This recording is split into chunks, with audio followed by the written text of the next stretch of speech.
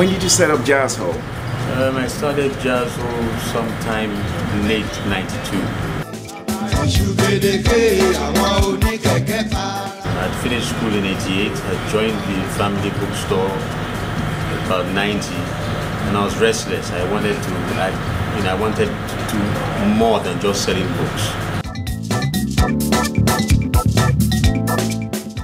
And so I added the music side, which was my hobby at the time. And I was a jazz freak. I had a big collection of jazz records. And also there was no one store or one place to buy African music, well, black music should I say. And that was my idea, or my dream, to have like a culture store full of, you know, contemporary black books and black music. I know this probably sounds like a very obvious question, but how did you come up with the name Jazzhole? As I said, I was a jazz freak, and I had this, but I didn't have any capital at the time, and I wanted to open up a record store. So I had this close friend of mine, WYLD PYTCH. He's in the UK now, and he was in Unilab, he was the University of Lagos, and I would bring it down records and leave them with him, or he'll listen to them all the time. So I got him in onto jazz, and we had this jazz thing going where we play music all the time. And so one day we sat down, or looking for a name for a record shop.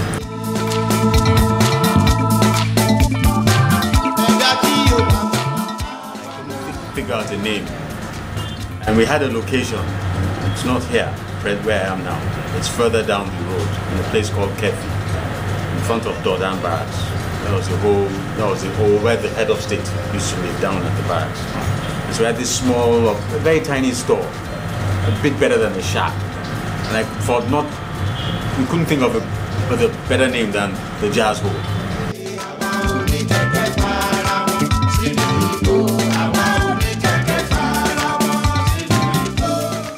And the Jazzhole came out of his mouth one day, and it stopped like that. The Jazzhole. That's it, because it was just a small place out of, you know, that's how it came.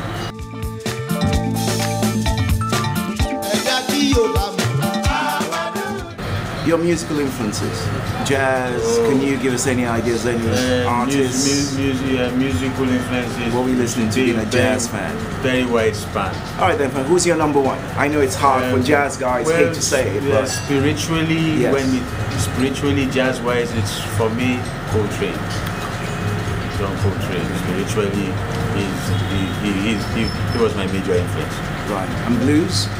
Blues. Just one name, one person really grabbed me that I liked a lot was maybe Lee Hooker, John Lee Hooker.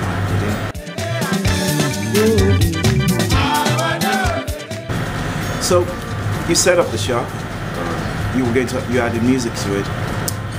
How did you come about the actual direction of the music? Because having books is one thing, fine. Yeah. But because music is such has so many different genres, and even though you wanted black music, if you look at black music, it's how did you come up with the vibe, and also how did you then move from doing the American Western into what you're moving into, which is this whole Faji movement? Right.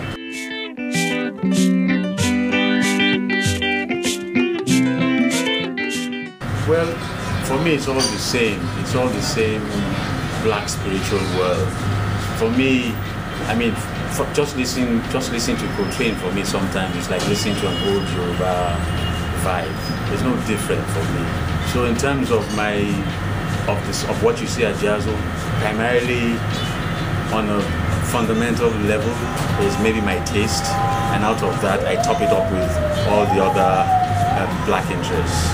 When I say black, primarily it's black music, but I mean, there's a touch of everything contemporary here. So I wouldn't want to just say it's racial in terms of what we select. I mean, I'll pick anything, we'll sell anything that we feel is good music. So we see ourselves as also enlightening people as to what music is out there, and taking them out of that straight bracket style, MTV-based like music.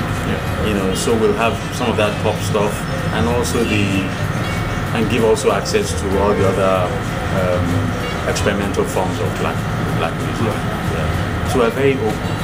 And in terms of jazz, which is really, when we opened, jazz was a real good selling genre of music. If you marry your lady, make you give am fish, yo. If you no give am fish, yo, she go run away.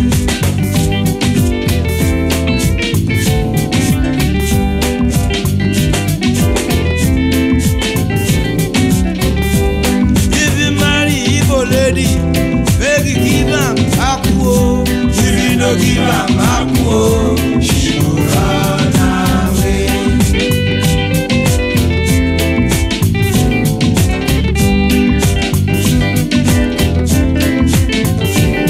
If you marry Yebu lady, make you give am me kokore o. If you no give am me